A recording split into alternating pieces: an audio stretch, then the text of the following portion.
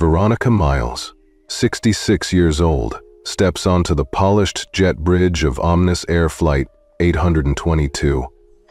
She's dressed simply. Dark gray cashmere sweater, tailored black slacks, and low-heeled leather loafers, and her curly silver hair is pulled back in a neat bun. No designer label, no flash of jewelry. Just a woman who has seen too much to need any kind of announcement. She carries a small leather tote, nothing more, and passes through first-class cabin with a calm, steady gait. The pale blue overhead lights reflect off the glossy wood veneer and brushed metal accents. Plush cream seats recline in flawless symmetry, each with its own ottoman and fold-out tray. A discreet flight attendant stands at the front, offering bottled water. Another adjusts the overhead bins with professional precision. It is, in every way, the picture of luxury. Veronica pauses by seat 1A. Her fingers trace the stitch lines on the supple leather armrest. This seat, the very first in the cabin, is hers tonight. Not because she asked for an upgrade, not because of some VIP status. She earned it. And not 10 minutes after stepping aboard, she'll prove why. She settles in, places her tote in the overhead compartment, and slides into the seat. She feels the soft resistance of the cushion, its memory foam contouring around her frame. A small display lights up beside her, offering champagne, water, an array of snacks, everything you might expect in this exclusive section of air travel. She taps a couple of icons, confirming her pre-ordered meal. A perfectly cooked filet mignon with truffle butter, a side of haricots verts dressed with Meyer lemon zest, and a glass of vintage Bordeaux. The confirmation chime feels oddly hollow. Moments later, the cabin lights dim slightly as boarding completes. Veronica leans back and closes her eyes for a brief instant, breathing in the barely perceptible scent of new leather and filtered air. She's done this route a dozen times. Los Angeles to Chicago is one of Omnis Air's busiest domestic runs. But tonight is different. Tonight, she's here not as the CEO whose face appears on Forbes's World's Most Influential Leaders list, but as an observer in disguise. She wants to see, with her own eyes, how the engine she built behaves when no one knows her name. A soft chime signals drink service. A slender flight attendant in crisp navy uniform approaches. Her name tag reads, Julie Reinhardt, in polished silver script. Julie offers a practiced smile, bright teeth, perfectly applied lipstick. She greets the passengers behind Veronica with warm precision. Mr. Emerson, Ms. Patel, welcome aboard. But when she reaches Veronica, she barely looks up. Hello, ma'am, Julie says. I'm sorry, but it looks like we've run out of your meal selection. We have cold chicken sandwiches and bottled water. Would you like that instead? Veronica opens her eyes. That polite tone, just polite enough to be insulting. She nods once, deliberately slow. Yes, thank you, she says softly. No anger, just fact. She hands over the confirmation printout from her tote. Julie glances at it for a flicker of a second, then tucks it away without apology. Watching Julie pivot and move on to the next seat, Veronica steadies herself. Passengers around her murmur, some intrigued, most oblivious. Behind her, a man in a crisp gray suit pats his lap and asks for another glass of Dom Perignon. No one asks Veronica if she's okay. No one wonders why the only woman in that row, the sole person of color, got the cheapest, coldest meal on the menu. She doesn't pick at the remnants of lettuce and dry chicken in the plastic container. Instead, she studies the cabin crew from the corner of her eye. A younger flight attendant, Tina, crosses the aisle with a tray of canapes for other guests, her expression blank when she passes Veronica. Then Tina fixes her makeup in the mirror at the front, smoothing lipstick, checking her reflection, before returning to serve. It is the universe laid bare. Rich passengers pampered, poor passengers ignored. all under the guise of first class. Veronica's pulse is steady. She brings her clenched fists to rest in her lap and lets her shoulders drop. She tastes not bitterness, but clarity. This is exactly why she's here. She remembers her first day as a flight attendant trainee, 45 years ago. A fresh college graduate, bright-eyed, eager, only to be told to clean up passenger spills while her male colleagues handed out pillows. She recalled the sting of being called sweetheart by men who never bothered to learn her real name. She left that job, got an MBA, founded Omnis Air so no new generation of young women would ever start their careers from the very bottom if they didn't have to. Tonight, she doesn't let that memory cloud her purpose. Instead, she lets it fuel her next move. She tucks the sandwich aside and reaches for the sleek smartwatch on her wrist. A slight twist of her thumb activates a hidden menu. She selects Clear Deck Protocol, the code word that no flight attendant is supposed to know. With a single tap, a secure message is sent to Omnis Air's central operations and HR teams.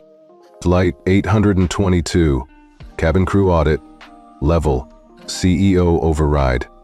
Activate AI behavior monitoring immediately.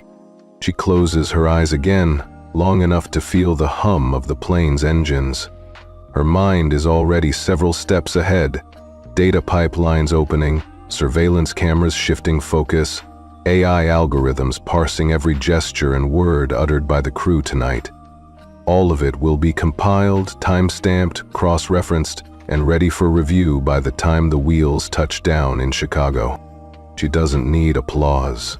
She only needs results. The rest of the flight goes on. Champagne flutes clink. Silver cloches are lifted for other guests. Soft jazz drifts over the cabin speakers. And Veronica Miles sits quietly in 1A, the picture of composure, as the engine she built begins its silent work of justice. By the time the seatbelt sign dings off, the seed of accountability has already been planted. And in less than an hour, she will reveal just why no one on this crew will have a future at Omnis Air. Veronica remained perfectly still in her seat long after the clink of the flight attendant's tray faded down the aisle. Her back pressed into the supple leather, she allowed the cabin's soft hum to wash over her, steadying her pulse. As the flight attendant moved on to serve champagne and caviar to the business travelers behind her, Veronica's expression never flickered. She did not call after Julie. She did not slam her fist on the armrest. She did not demand an apology. In that moment of quiet, every muscle in her body relaxed, even her jaw unclenched. She inhaled slowly through her nose, counting to 3, then exhaled through her mouth. The cool, filtered air felt like a balm against her skin. She folded her hands gently in her lap and let her shoulders drop. To anyone watching, she was simply a calm, seated passenger, content to wait for the seatbelt sign to switch off. But inside her mind, a storm raged with pinpoint clarity. She reviewed every detail. The exact words Julie had used, the careless way Julie had tucked the confirmation slip into her pocket, the tiny sneer that crawled across Julie's lips when she turned away.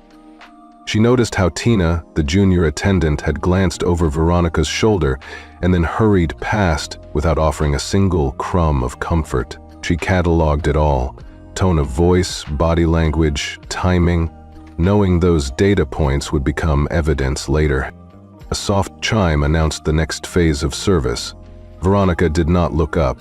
She could almost imagine the tray trolley rattling down the center aisle, the scent of warmed butter and roasted garlic drifting toward her. But she made no move to call for it. No words left her mouth. She simply sat, arms resting lightly on the armrests, eyelids lowered, as if she were absorbing the cabin's ambient energy. Around her, passengers reclined, laughed, sipped their drinks. An older gentleman in a pinstriped suit told a joke to his companion. They leaned in close, elbows brushing as they shared the punchline. A businesswoman tapped away on her laptop, illuminated by the screen's glow. None of them looked her way. It was as if the very air around Veronica had rendered her invisible, precisely the morning's injustice replayed in high definition. She remembered vividly the first time someone had made her feel invisible. She was 18, working as a desk clerk at a regional airport. A traveler had stepped over her extended foot mat, barely noticing the young woman in uniform until she tripped, muttered, "Watch it, sweetheart," and stalked away without a glance. Back then, she'd knelt and wiped the spilled coffee, too young and startled to speak up. Not tonight. Tonight, she was the one who held the power, and yet she did not roar, she did not rage. She let the hurt seat itself quietly, in her bones, her lungs, her fingertips. It was the deepest kind of rage, the kind that fuels strategy rather than spectacle. A flight attendant approached once more, offering a refill of Perrier. Veronica lifted her hand politely and shook her head. She watched the attendant nod and move on. She noted the attendant's name badge, Camilla Soto, cabin crew ID OM347. Another data point for later. By now, nearly every seatbelt had clicked open. Passengers leaned forward, flossed toothpicks between teeth, leaned over to whisper goodnight prayers to a small child. A hush fell as the seatbelt sign toggled off. Veronica finally lifted her head and unfolded her legs. She stretched her arms overhead, body relaxed, her gaze sweeping the entire cabin. Every face, every uniform, every folding tray. Still, she did not speak. She did not rise to applause or complaints. She did not make a scene. Instead, she tapped a silent instruction into her smartwatch, an optional safeguard just in case someone tried to override her earlier command. The tiniest confirmation buzz met her skin. She allowed herself the barest hint of a smile as the device dimmed. In her mind, she rehearsed the steps she would take once they landed. The precise wording, the timing, the audience she wanted watching, but none of that escaped her lips yet. She could wait. She had learned long ago that the world listens best when you speak through action. And so she sat, alone yet unbowed, carefully observing the crew as they passed by. She noted the stiffness in Julie Reinhardt's posture now, a hint of unease. Tina's eyes darted twice toward seat 1A. Camilla's gait seemed just a fraction more hurried. Veronica filed each sign away, like a master archivist. The cabin lights shifted to a soft amber as dinner service continued. Veronica brushed a strand of silver hair from her face and met Julie's eyes for the first time since the denial. Julie's smile fluttered, uncertain. Veronica simply inclined her head, as if to say, "Carry on." But tonight, she was the one doing the carrying. And though no thunder cracked in the cabin, every mind aboard felt the hush before the storm.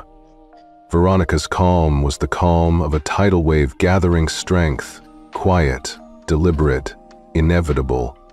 And somewhere deep inside, the pulse of justice began its steady crescendo, waiting for the moment to break free.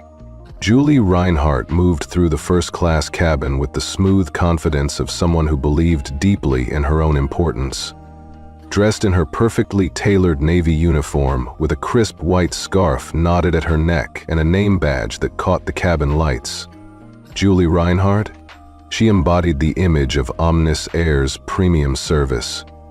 From her glossy magazine cover smile down to the precise way her shoes clicked on the aisle floor, every motion was choreographed for maximum elegance. But behind those polite gestures lay an undercurrent of cold dismissal, a subtle but unmistakable message that not everyone in 1A belonged. Julie paused in front of Veronica's seat, barely a hair's breadth away. She leaned slightly, just enough to read the small print on Veronica's meal confirmation.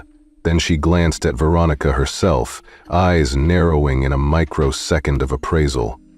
Her lips curved into a practiced, effortless grin that froze the moment it registered more of condescension than courtesy. "Ms. Miles," she said in a tone that was too bright, too rehearsed, "I'm so sorry we're out of your pre-ordered entree tonight.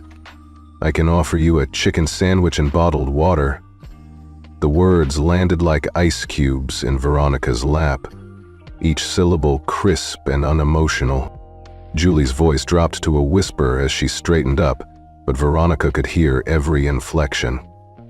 "I hope that works for you," Julie murmured, then pivoted gracefully to continue her rounds, her back a poised argument that Veronica was nothing more than an afterthought.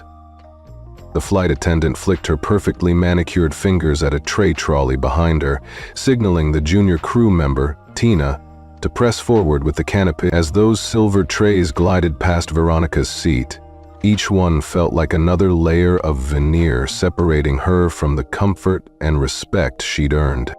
Behind Julie's back, the cabin hummed with contented murmurs.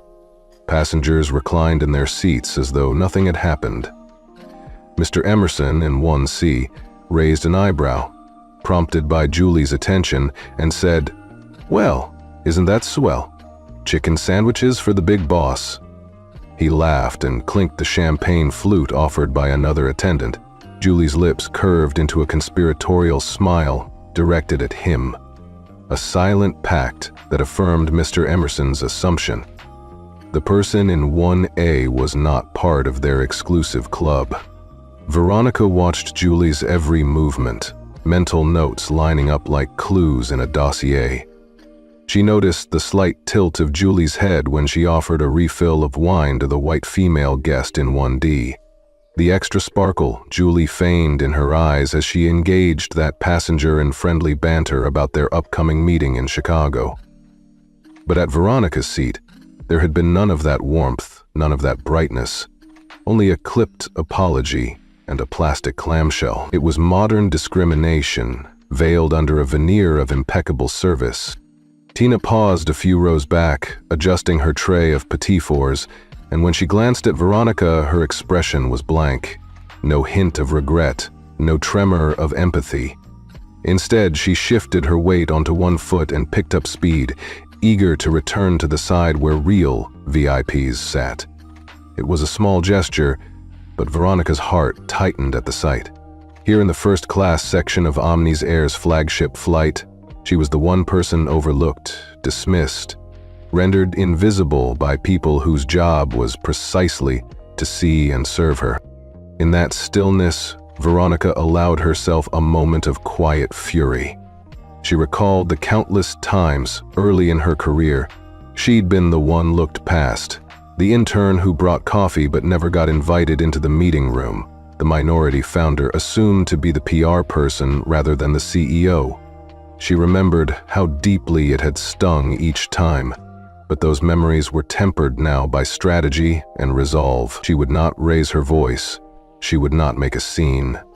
Instead, she collected evidence in her mind, the tone of Julie's apology, the hesitation in Tina's steps, the laughter of privileged customers. Every detail would be cataloged and logged. Julie finished her service round and paused near the bulkhead to speak softly with the cabin supervisor. Veronica caught a few words, irrelevant, not up to standard, a harsh judgment that hung in the air. The supervisor nodded and they exchanged a glance that spoke volumes. Aesthetic standards mattered. Human dignity did not. They walked away together, shoulders squared, leaving Veronica isolated in the very seat she had earned. She rested her hand on the armrest and let her fingers drift to her smartwatch, feeling the cool metal under her skin. The seeds of her plan were already planted. She would not allow this slight to go unaddressed. Above all, she understood the only way to rewrite the narrative was to let action speak for her. She pressed the side button and, in a single, silent gesture, confirmed the override. Her inner voice was calm but fierce. They will answer for this. They will not forget who sits in 1A. As the cabin lights dimmed further for the in-flight movie, Veronica leaned back and watched Julie Reinhardt resume her zealous professionalism. Julie unfolded a blanket for a passenger 3 rows ahead, carefully fluffed the pillow, and engaged in polite conversation about the passenger's weekend plans. Meanwhile, Veronica's sandwich remained untouched. She took a slow breath, savoring the tension. In the warm glow of the reading lamp above her head, Veronica closed her eyes for an instant. She pictured the sequence she'd set in motion. Data capture, cabin-wide behavior analysis, prompt HR notifications. The roles were reversed now. The very people who had erased her dignity would soon find themselves recorded, reviewed, and held accountable. Julie Reinhardt, unaware of the storm building around her, walked past Veronica one last time, offering a curt nod. Veronica returned the nod, measured, composed, yet unyielding. Behind that quiet greeting lay the truth. In this silent exchange, Veronica had already claimed victory. The unseen power she wielded was a far more potent weapon than any raised voice, and in the sections of that cabin that night, justice would arrive. Without a shout, just the decisive tapping of a CO's smartwatch and the unwavering resolve of a woman who refused to be invisible. The cabin lights dimmed for the mid-flight service, bathing the first-class section in a gentle amber glow. Veronica Miles sat perfectly upright in 1A, her posture as unwavering as her resolve. Around her, plush seats reclined, feet rested on ottomans, and passengers chatted quietly about business and family. But for Veronica, there was no moment of relaxation, only a sharp awareness of every sound, every flicker of movement. Julie Reinhardt reappeared, trolley in hand, her navy uniform impeccable, her smile rehearsed. She paused at 1A, glanced at Veronica's empty tray, and then at the untouched silver cloche in her other hand. With a soft click, she set the cloche down before Veronica, only to lift it again immediately, revealing nothing. The expected filet mignon and truffle butter were gone. Instead, Julie reached into the cart and produced a flimsy plastic box containing a wilted chicken sandwich. The lettuce was soggy, the bread uneven, and a single napkin lay haphazardly beside it. Veronica watched the small scene unfold, Julie's demonstration of service, with the same calm, steely gaze she brought to every challenge. "I'm really sorry," Julie said, her tones syrupy sweet as she placed the container on Veronica's tray table. "It seems our premium meals sold out faster than anticipated." She leaned in just enough that Veronica caught the faintest scent of Julie's expensive perfume, mingled with the stale aroma of reheated chicken. Then Julie straightened, gave Veronica a quick nod, and turned away to attend to seat 1B. Julie's back was still turned when one of the guests, a sharply dressed man in a charcoal suit, whispered to his companion, loud enough for Veronica to hear. "Looks like someone couldn't quite keep up with our booking system." He let out a soft chuckle, and the woman beside him glanced over the top of her champagne glass, her eyes flickering in Veronica's direction for a fraction of a second before she dismissed her with a perfumed snort. A roar of laughter rippled through those nearest them, as though Veronica's discomfort were the punchline of an inside joke. Veronica pressed her lips together, refusing to give them the satisfaction of seeing her reaction. She placed the plastic box carefully to one side and unfolded the napkin. She could feel every eye in the cabin flicking past her, registering the incongruity. The woman in 1A, first class, reduced to a sad sandwich meant for economy. A younger flight attendant, Tina, skirted past with a tray of caviar-topped blinis. As she approached the couple behind Veronica, Tina paused, her expression neutral, then leaned in conspiratorially to whisper, "Enjoy your meal, sir," before scurrying off without so much as a backward glance. The humiliating absence of even the smallest courtesy felt like a physical blow. Veronica's heart hammered for a moment, perhaps the only moment she permitted herself to feel vulnerable. She recalled the first time she'd ever felt truly invisible. A teenager in a high-end hotel lobby, summoned only to clear away coffee cups while rich guests smiled over her shoulder. That memory flickered and died, burned away by the cold iron of her present purpose. She inhaled, exhaled, and let her gaze sweep over the cabin once more. Nearby, a passenger whipped out his smartphone and began recording, a gleaming screen held high like a trophy. He murmured, "Man, can you believe this?" and zoomed in on the sandwich. Within seconds, heads turned, some in curiosity, others in disdain. A hush settled, the hum of the engines seeming to recede. Veronica felt the collective scrutiny settle on her like ice, and still she did not speak. Rather than crumble, Veronica allowed the humiliating moment to crystallize in her mind, each pang fueling her determination.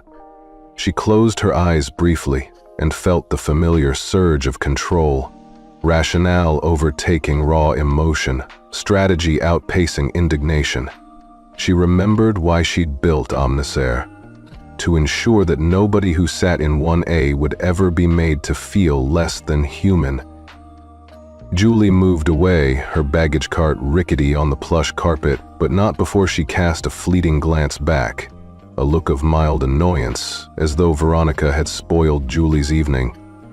Veronica opened her eyes in time to see Julie offer an elegant nod to her supervisor, as if to say, "Everything's under control."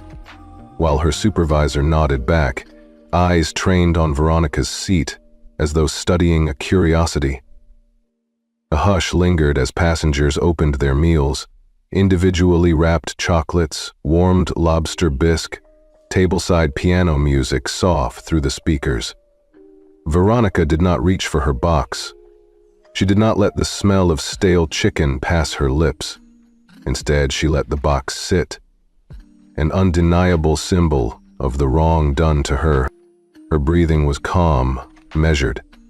The humiliation was not lost on her, far from it. But it was bounded, contained. It would become ammunition. She would transform the injustice into proof, the slight into leverage. Just then, Tina zipped by again, this time dropping a linen napkin, an extra, in the seat pocket in front of Veronica. It fluttered down as though by accident. Veronica picked it up, unfolded it, and let it rest on her lap.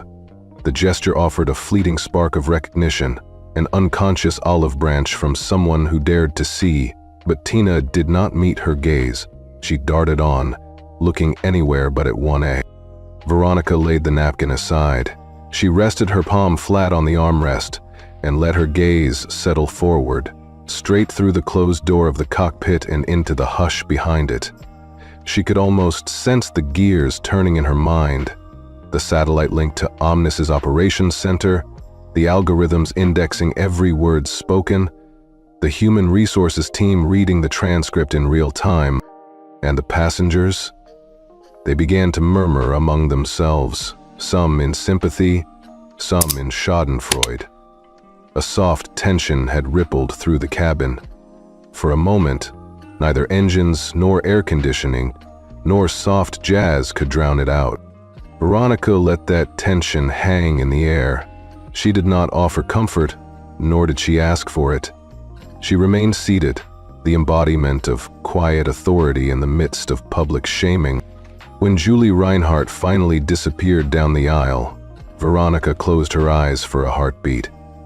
She pictured the exact moment she would take her next step, the moment when she would reveal her identity in full, not with bluster, but with unassailable fact.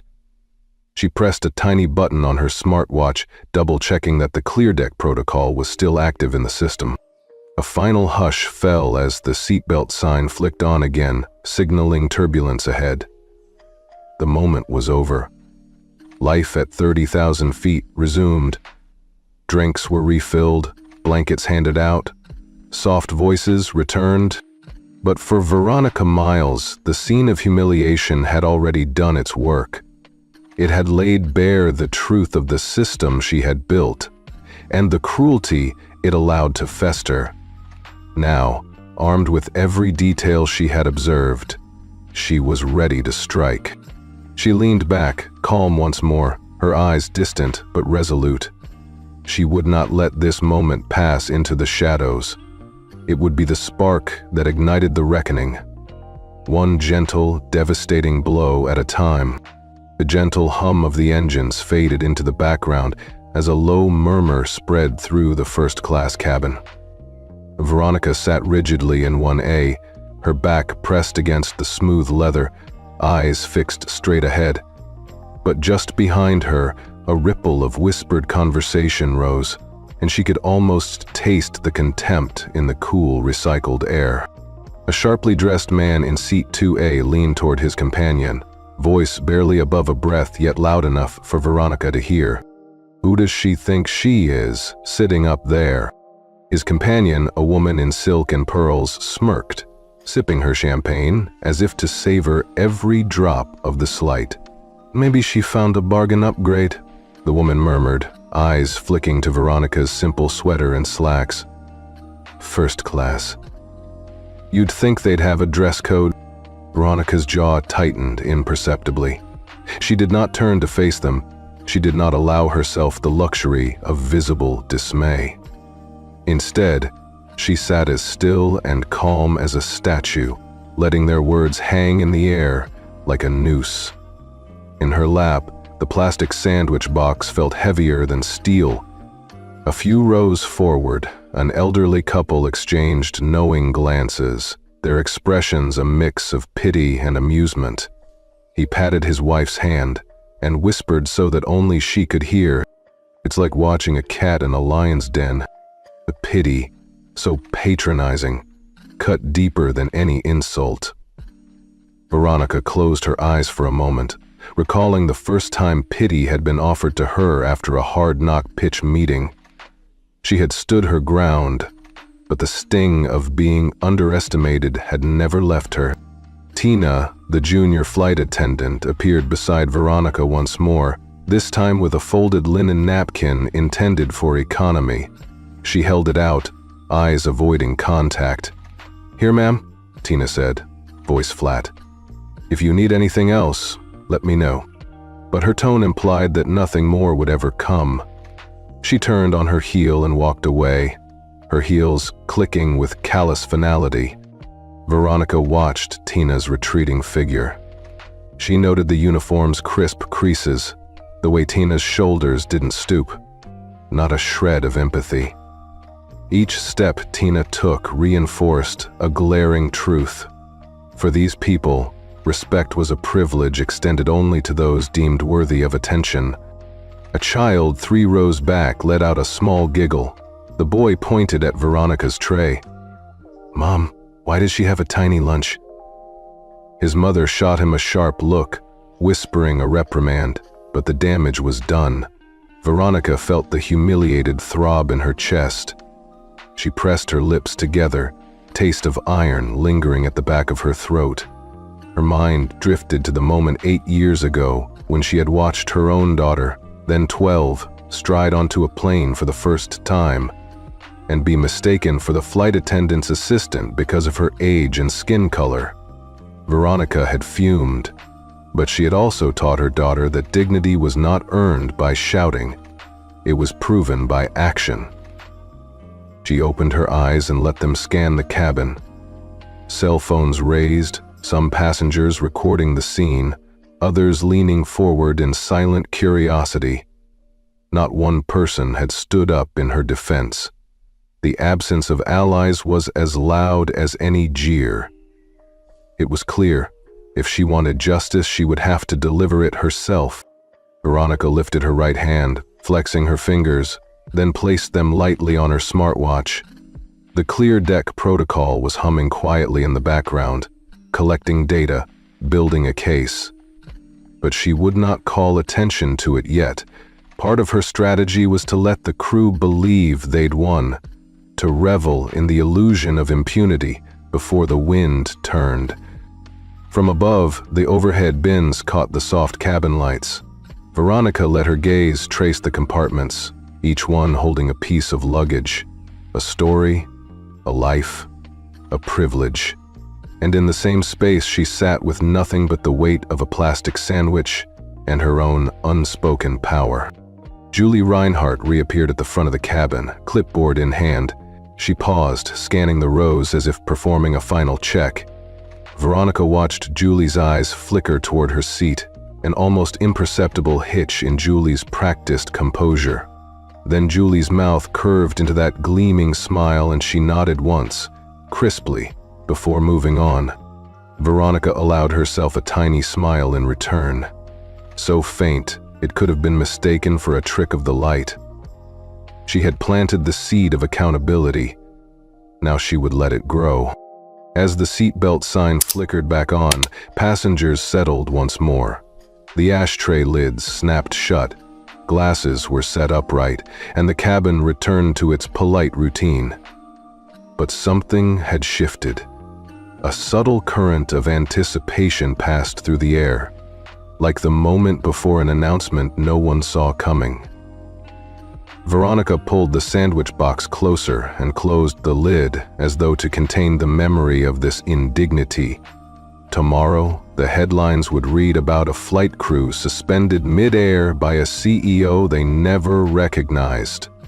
Tonight, though, she would sit quietly, turning this cruel chapter into the prelude of her silent, all-powerful reckoning. In 1A, the lone woman who had been treated as an afterthought settled back into her seat. The hum of the engines rose again, steady and unrelenting. And deep within, Veronica's resolve burned brighter than any spotlight. Calm, controlled, and absolutely unstoppable, Veronica sat back in 1A, eyes closed, breathing slowly. In the dim amber glow of the cabin, the world felt suspended. Passengers whispered around her, champagne glasses chimed, and the engines thrummed like a distant heartbeat. But inside her, an entirely different rhythm played out. One of resolve, of memories resurrected, and of a plan taking shape. She remembered her first pitch meeting at age 27 in a glass-walled boardroom in Palo Alto. She'd walked in confident, armed with a prototype AI security platform, only to have the room go silent when she introduced herself. The questions came not at her innovation but at her accent, her appearance, even her name. "Are you here to take notes?" someone had asked. She'd smiled, handed out printed slides, and said, "No, I'm here to lead the conversation." The lesson was seared into her. Power respects preparation and calm authority. A soft click sounded as Julie Reinhardt stepped into the aisle again. Veronica opened her eyes, watched Julie's heels click on the carpet, and let her gaze drift to the window. Outside, small city lights blinked below the wings, a world unaware of the drama at 35,000 feet. Veronica's fingers absently traced the gold inlay on her smartwatch. She thought of the countless hours she'd spent building Oma's Air from scratch, coordinating fleets of engineers, negotiating airport slots, winning over skeptical investors who all said, "An airline run by a woman of color? That's a risk." She'd answered each doubt with data, reliability stats, profit forecasts, customer surveys, and with action, launching routes that larger carriers ignored, forging partnerships in emerging markets, and delivering the kind of service that had once delivered her daughter's medical supplies to a remote clinic in Mississippi. And yet tonight, here she was, seat 1A of her own airline, reduced to a secondary thought. She allowed the slight to settle in her bones, filling her chest with a cold clarity. This wasn't a moment for fury, it was a moment for strategy. She inhaled deeply. The insulated calm she'd practiced in boardrooms, on trading floors, and in crisis rooms all converged. Her mind ran through steps already cued: data capture, witness collection, procedural protocol. It was as familiar as breathing. Another memory surfaced. The first time she'd been passed over for promotion in her previous life as a corporate executive. She'd watched a less qualified colleague ascend while she remained at her desk, working late nights and weekends. She felt the sting of betrayal, the urge to explode in righteous anger. Instead, she crafted a white paper detailing operational inefficiencies, presented it to the board in person, and won not only a promotion but the power to revamp the department. She remembered their faces when she announced budget reallocations the next quarter. They'd learned respect that day without a single raised voice. Just performance.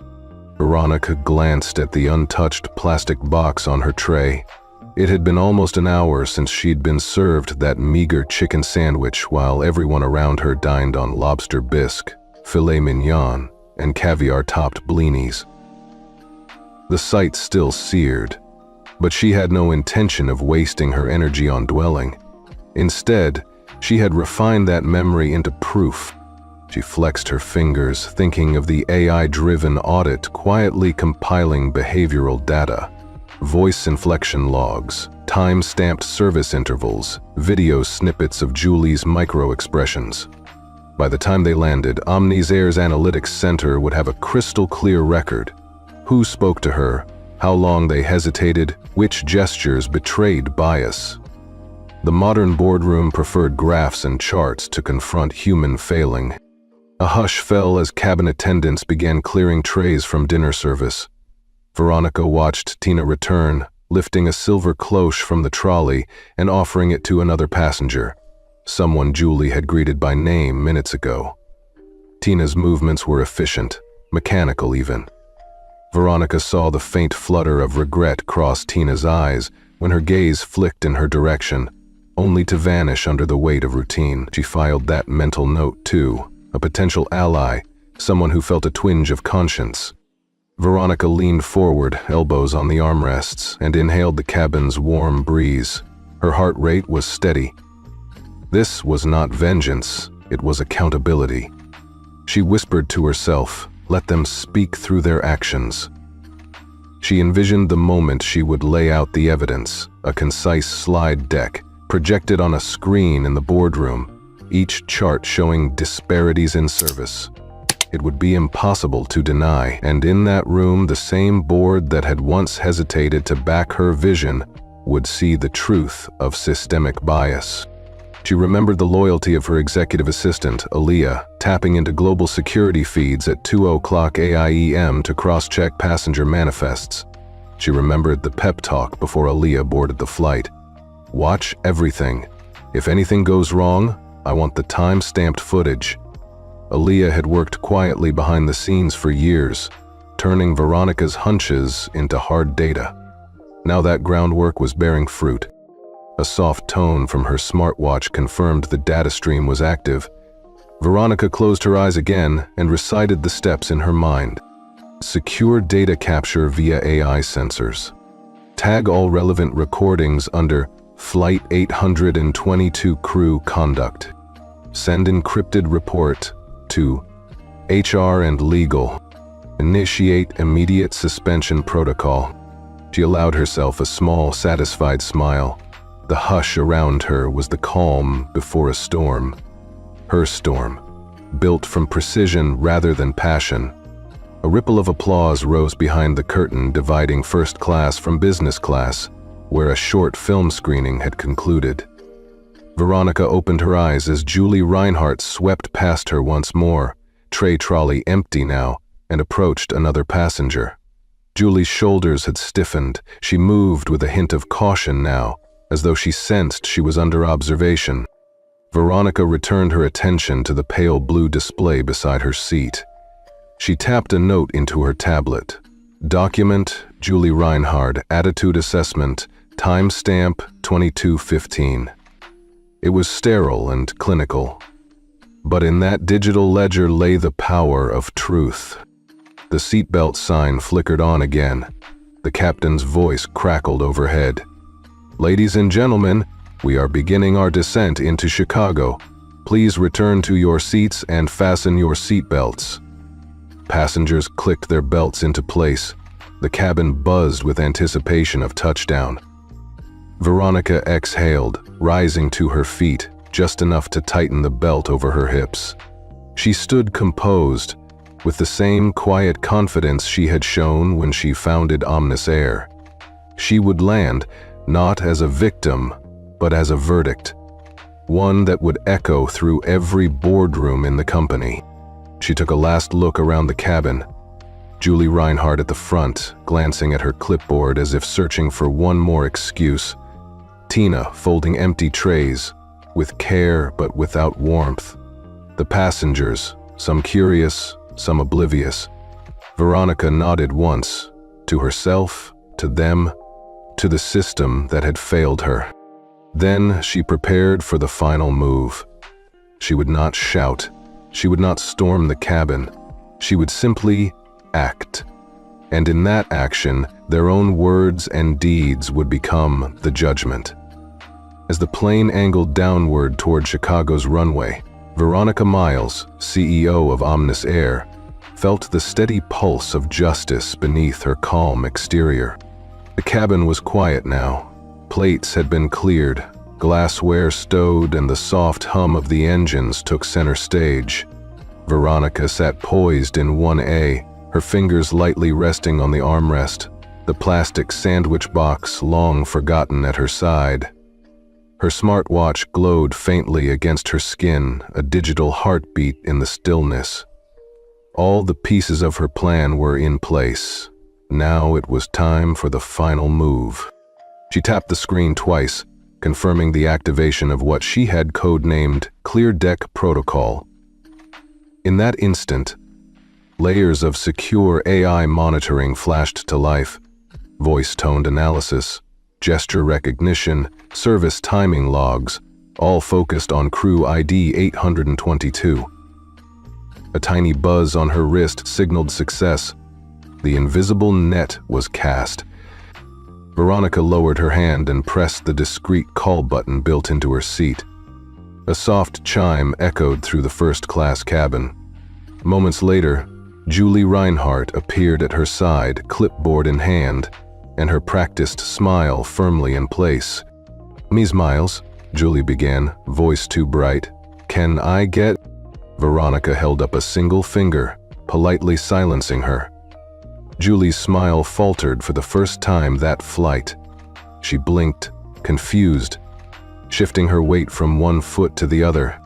"Actually," Veronica said, voice low but carrying the full weight of authority, "I called you here because I have something to show you."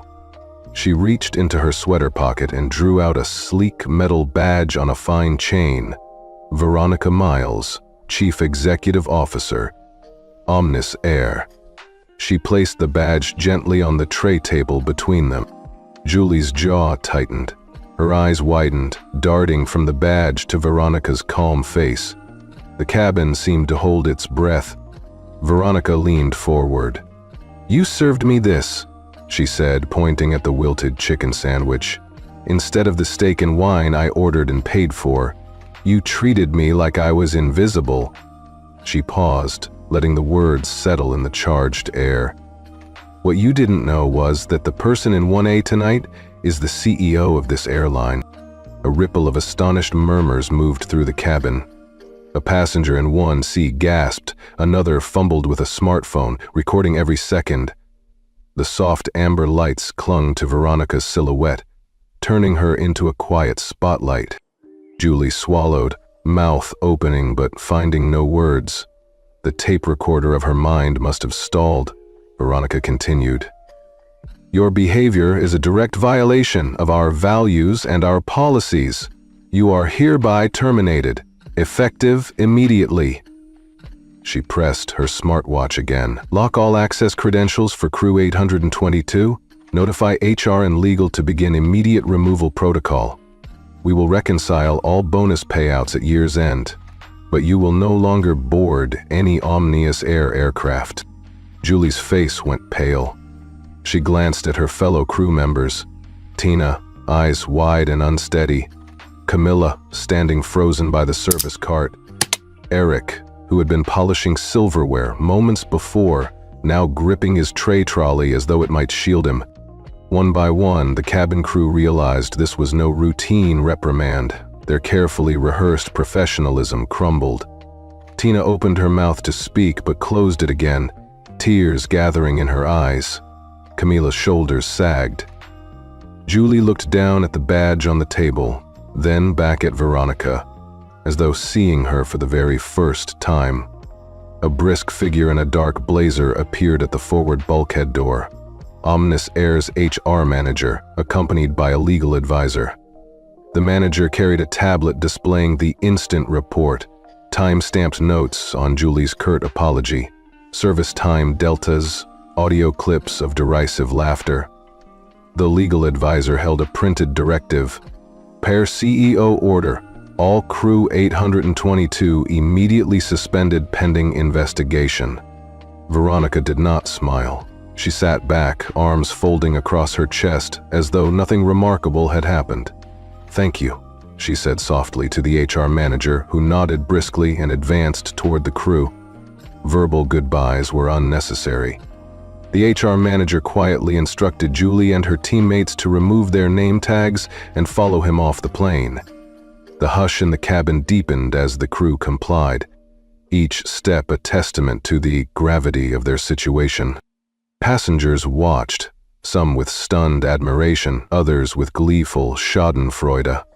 A white-gloved hand hovered over a champagne flute, as though frozen by disbelief. A travel writer in 2B tapped a note into her laptop. "Unbelievable. CEO fires crew mid-air." Veronica could almost feel the adrenaline in the cabin's collective bloodstream. When the last crew member disappeared through the forward door, the HR manager pressed a button on his tablet. The cabin's internal intercom crackled. "Crew 822 has been officially terminated. Replacement staff are en route to meet Flight 822 upon landing. Thank you for your patience." The announcement landed like thunder. Veronica took a deep breath and released it slowly. She did not gloat. She had no desire for theatrics. Her calm presence, her unwavering composure, spoke louder than any spectacle. She watched the serene faces of her fellow passengers once more as they absorbed the reality. The airline they trusted had corrected itself mid-flight, guided by its founder's quiet resolve. She closed her eyes, feeling the subtle tilt as the pilot lowered the flaps in preparation for descent. In her mind, she reviewed the next steps. Debrief with HR, publish internal report, schedule a company-wide town hall. But none of that mattered in this moment. The system had spoken its own truth. Veronica slipped the badge back into her pocket and pressed the call button again.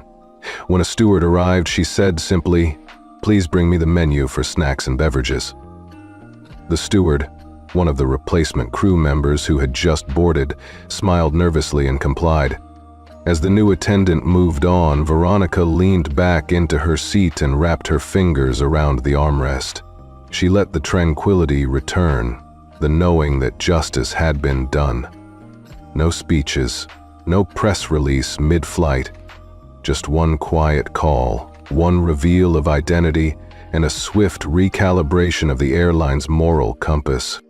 Around her, the cabin settled into an awed silence.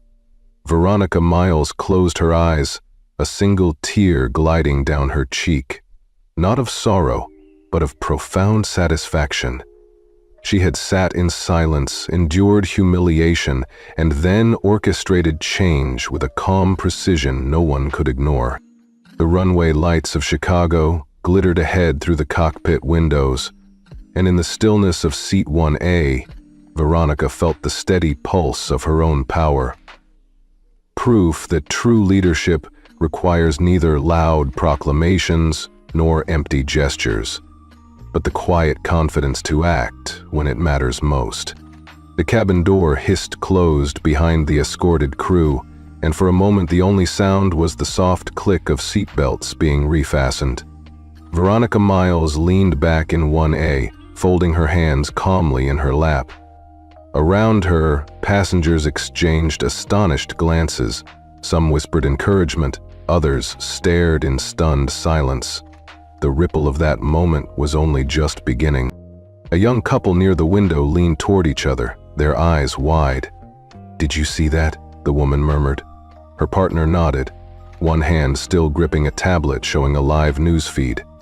Breaking: CEO fires entire crew mid-air. On the screen, the cabin camera footage played in a loop, Veronica's steady voice juxtaposed against Julie Reinhardt's frozen look of disbelief. Tweets scrolled beneath. Flight 822, Seat 1A, Omnis Air trending worldwide.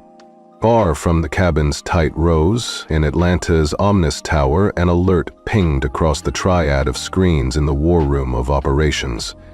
Aaliyah Grant, Veronica's executive assistant, watched the first audit report received notification flash on her dashboard. She glanced at the clock, 6:15 p.m., and tapped a secure line to Human Resources.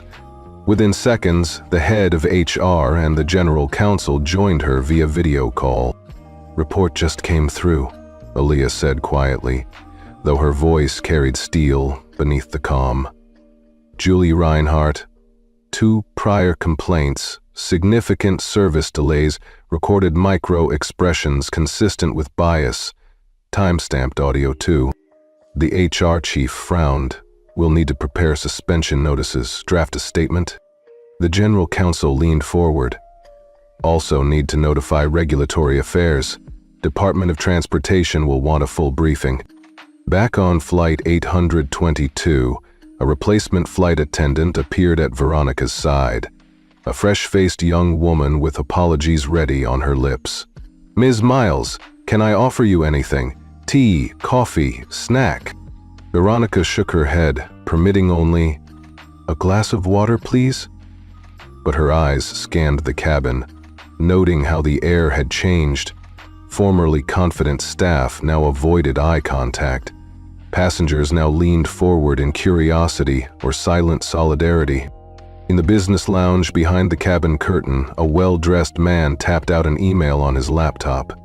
"If Omnis Air can discipline a full crew mid-air, what does that mean for our partnership?" He added, "Let's convene at 8 a.m. tomorrow. This has serious implications." That message flew immediately to an investment group's channel, triggering a flurry of responses. At Omnis Air's finance department, screens lit up with real-time alerts. Searches for Omnis Air stock spiked 300%. One ticker showed a slight uptick on news of firm leadership resolve. The CFO, on a call with the airline's largest shareholder, explained calmly, "This is a demonstration of zero tolerance. We anticipate a short-term market reaction, but long-term brand reinforcement." Meanwhile, the cabin's soft intercom crackled. "Ladies and gentlemen, we apologize for the earlier disturbance. Replacement crew is on duty. We appreciate your patience." A hush fell. Veronica inhaled the recycled air and let it out slowly, feeling the confluence of data streams and human voices merge into a single wave of accountability. Back at Omnis Tower, Aaliyah ended the HR call and dialed the PR director. "We need a concise release, no fluff. Acknowledge the incident, support the CEO's directive, commit to full transparency." The PR director's lips tightened. "Understood. Draft in 10 minutes." In the back rows of the cabin, a passenger tapped into a group chat. Anyone else amazed? That was the CEO up front. She didn't shout, she just announced and executed. Emojis of applause and fire emojis confirmed the sentiment. A fellow traveler replied, "That's CEO-level power play, respect." Indoor Wi-Fi in Flight 822, social media blew up. Screens on tablets and phones showed headlines from major outlets. Aviation Daily, Omnis Air overhaul, CEO executes, crew mid-air. The Wall Street Update. Leadership lessons at 30,000 feet. Travel Insider. Passenger CEOs. When power flies first class. Passengers leaned in. Some even paused the in-flight movie on personal screens to scroll. A retired senator in 2B tapped Veronica's shoulder with a quiet, "That was textbook." She nodded, politely, but did not speak. Her calm aura remained unshaken. At 6:30 p.m., Flight 822 began its final descent. Veronica watched the city lights of Chicago shimmer against the dusk sky through the cockpit windows. She pressed one last command on her smartwatch. "Confirm report sent to board. Schedule town hall tomorrow." A soft buzz acknowledged the scheduling. Downstairs, in Omnis Air's boardroom, chairs automatically pulled out for an emergency teleconference. The board chair's tablet lit up with Veronica's message. "CEO, override protocol executed on Flight 8222. Full audit report attached. Meeting at 8 a.m. CST to discuss next steps." Briefcases snapped open, digital tablets loaded the audit, full with video clips and analytic charts illustrating each lapse. The board accepted the data without debate. This was the evidence they needed. Back in the cabin, the replacement crew distributed bottled water and warm smiles. A new attendant gently placed a plush throw over Veronica's shoulders. Through the lens of that soft gesture, Veronica allowed herself a fleeting moment of quiet satisfaction. The final act of service had arrived, and it had come from those who recognized dignity, not from those who had dismissed it. Passengers straightened in their seats. As the landing gear engaged, Veronica pressed the call button one last time. When the attendant knelt at her side, she simply said, "Thank you for handling that so professionally." The attendant's grateful smile was genuine, unguarded.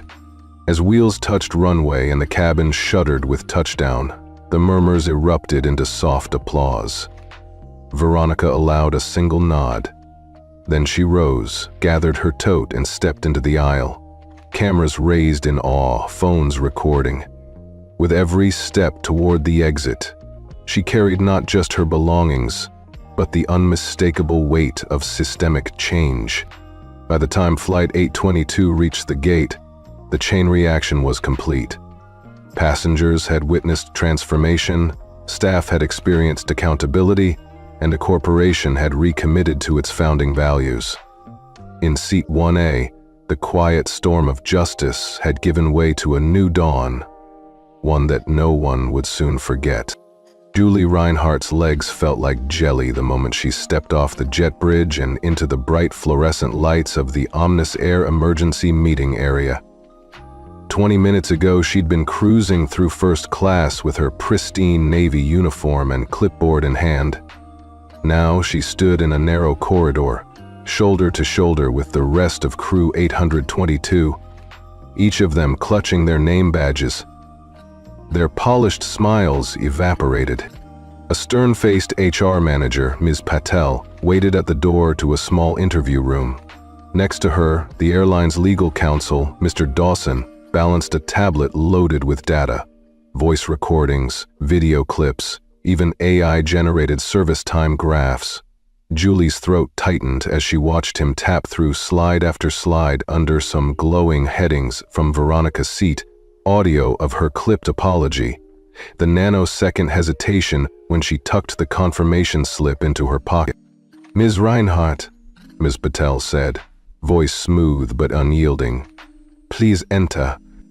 Julie took a shaky breath and slipped inside the room. The door clicked shut behind her. Overhead, a single panel light cast a harsh glow. A small recorder sat on the table between two empty chairs, its red light blinking. Julie swallowed, her pulse pounding in her ears. Mr. Dawson cleared his throat. "Julie," he began, scanning his tablet, "you were present for dinner service on Flight 822 tonight. Do you understand that your actions have been flagged as discriminatory behavior?" Julie's mouth went dry. She managed a nod. I'm not sure what you mean." Her voice trembled. Ms. Patel slid a printed sheet across the table. "This is the service log. You see the time difference? You served Ms. Miles at 1903. You skipped her twice before that. That's a 3-minute delay after serving other passengers. Julie glanced at the paper. Her handwriting on the printout looked neat enough, her own name spelled correctly, but the numbers, 19 o'clock, 1901, 1902, and then a gap until 1904. She swallowed again. There was a system glitch, she blurted. The menu cut off. The POS terminal froze. Mr. Dawson frowned. We have your shift logs. No system outages were recorded. And our AI monitoring captured your comment to the junior attendant. She's probably not worth the effort. Care to explain? Her stomach lurched. She remembered that aside, spoken under her breath. She had laughed with Mr. Emerson in 1C, thinking Ms. Miles was some random upgrade. She had crossed the line. I didn't know, Julie stammered. I thought she was, someone who just didn't pay for the meal. Miles paused. Her head slowly nodded. You did know who she was, Julie. This was Ms. Veronica Miles, CEO of Omnis Air, she said, voice calm but final. She tapped the badge icon on her tablet, and a photo of Veronica's gold CEO badge filled the screen. Julie's breath caught. She'd never imagined she'd served the airline's founder as a regular passenger and then treated her like a nuisance.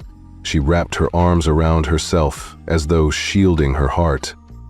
I'm so sorry. Outside, Julie heard muffled sobbing, likely Tina or Eric in the next room. Julie swallowed back tears, but they welled anyway. I never meant, she began, voice cracking. You did, Mr. Dawson replied quietly. And we have 3 prior reports of service bias over the last 2 years, each closed with a note indicating insufficient evidence. Tonight, the evidence is indisputable. Julie pressed her palms flat against the table, trying to steady her trembling fingers. She felt the weight of every luxury tray she had placed before others, and the one cheap sandwich she had handed Miss Miles. Please, she whispered, is there anything I can do to make this right?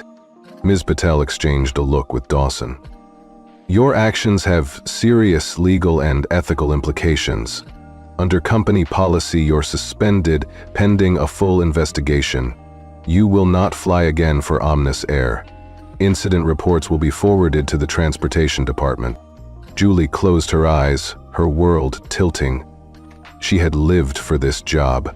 Years of training, ribbon stars on her uniform, Employee of the Month plaques on her apartment wall. And now, in this harsh fluorescent room, it was all dissolving. She heard her own shaky inhale, then exhale. I understand, she said, her voice small. Mr. Dawson reached forward and pressed a button on the recorder.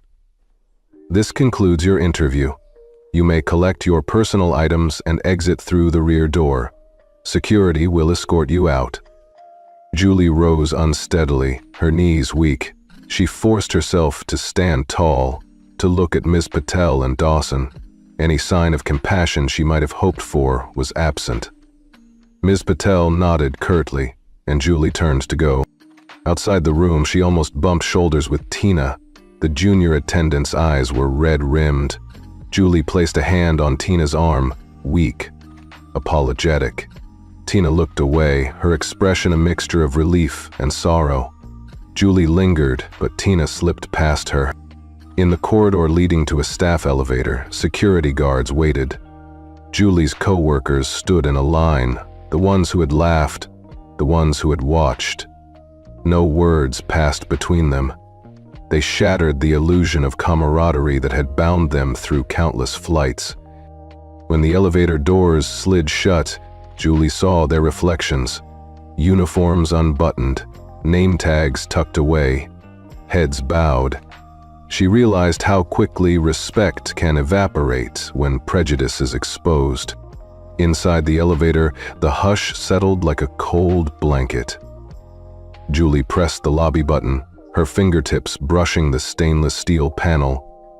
She closed her eyes, feeling the elevator start its descent. Her chest ached, but beneath the ache was an ember of something else. Regret, yes, but also recognition. She had earned this reckoning. At the ground floor, the elevator dinged. Julie stepped out into the terminal, the bustle of travelers rushing past like a current she no longer belonged to. Security guided her through a side exit. The doors slid closed behind her, and the hum of the airport swallowed her whole. A single thought pulsed in her mind as she walked away from the ominous air gate. She would never forget who sat in 1A, and neither would anyone else. The wheels of Flight 822 screeched against the runway as the jet came to a smooth halt at Chicago O'Hare. A hush fell over the cabin, seatbelt signs clicked off, and soft overhead lights brightened to welcome passengers back to reality. Veronica Miles remained seated in 1A, her posture as composed as ever, watching through the windshield for the moment she'd orchestrated. Before the cabin door even opened, two figures appeared in the doorway. Omnis Air's Chief of Human Resources, Mr. Caldwell, and the airline's lead counsel, Miss Nguyen. They stood, framed by the jet bridge, tablets in hand, expressions unreadable but authoritative. Behind them, a uniformed replacement crew waited, fresh navy jackets, crisp scarves, polite smiles. Mr. Caldwell cleared his throat, his voice carried through the first-class cabin's silent anticipation. Ladies and gentlemen and crew of Flight 822, by executive order of CEO Veronica Miles, your service on this flight is hereby terminated, effective immediately, pending full internal investigation. A printed notice materialized in Ms. Nguyen's hand, a concise directive bearing Veronica's encoded signature. She tapped its lines on her tablet, and each passenger's seatback screen lit up with the same message, scrolling elegantly down the display. Julie Reinhardt, standing near the front with the rest of her team, felt her world shift.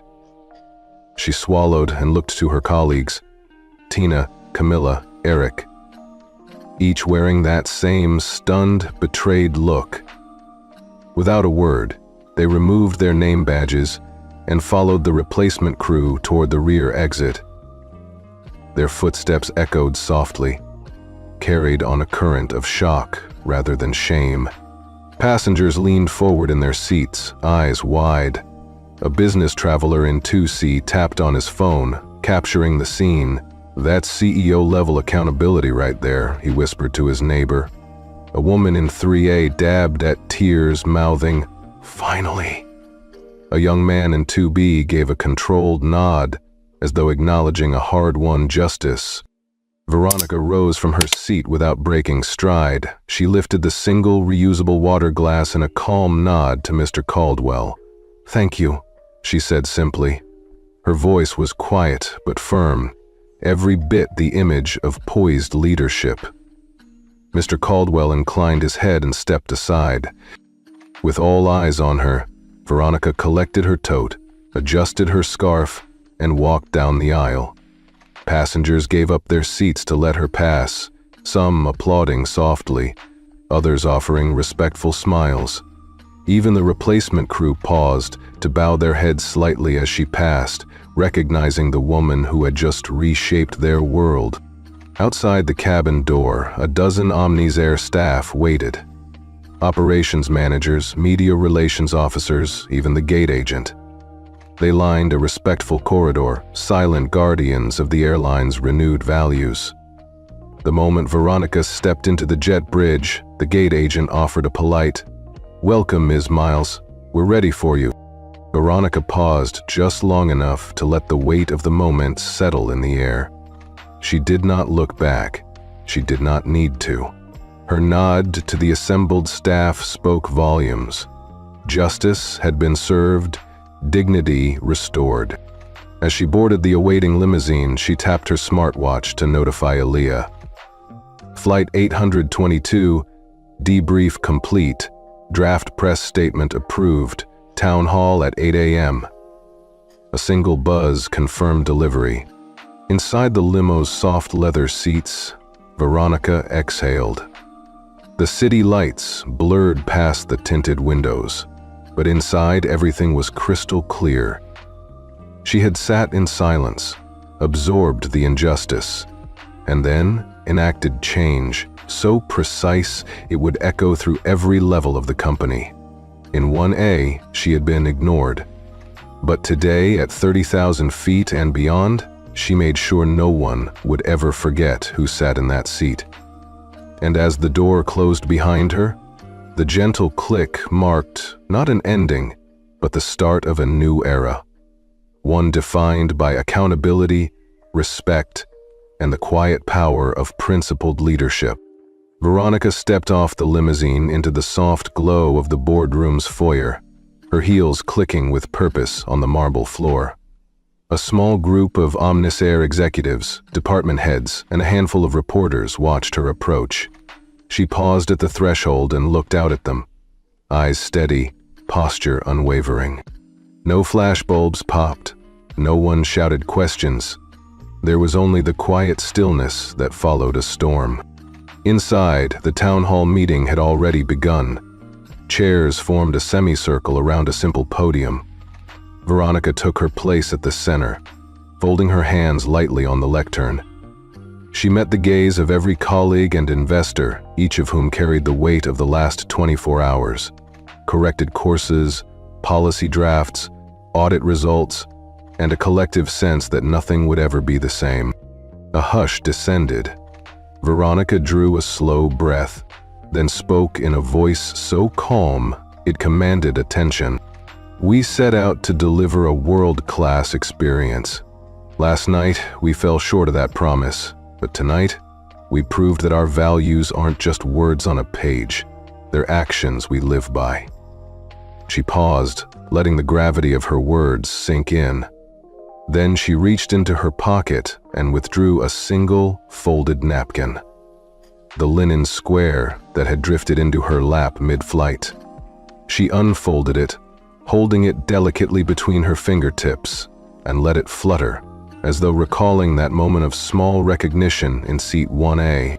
This napkin, she continued, reminded me that even the smallest gesture can restore dignity.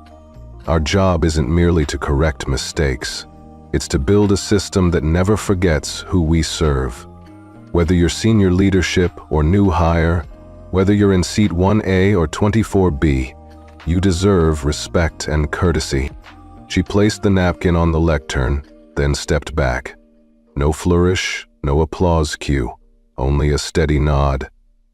In that silence, her message rang clear. Omnisair had been cleansed by its own failure and reborn with renewed purpose. The room exhaled. A single measured round of applause rose. Respectful, sincere. Veronica allowed herself the faintest of smiles, then turned and walked toward the back exit. She passed the executive assistant, Aaliyah, who caught her eye, and gave a discreet thumbs up. No words were exchanged, none were needed. Outside the hall, in the quiet of the evening sky framed by floor-to-ceiling windows, Veronica looked out at the runway lights. The same lights that had guided Flight 822 home now glowed softly in the distance. She spoke the final line, barely above a whisper but heard by those closest. Let this be the last time anyone in 1A feels invisible. Then, without another glance, she turned away, leaving behind a company transformed by a single, quiet act of accountability. As she stepped into the elevator, the door slid shut behind her, and with it closed the chapter on injustice. Ahead lay a new runway, a future where every passenger would know they truly belonged,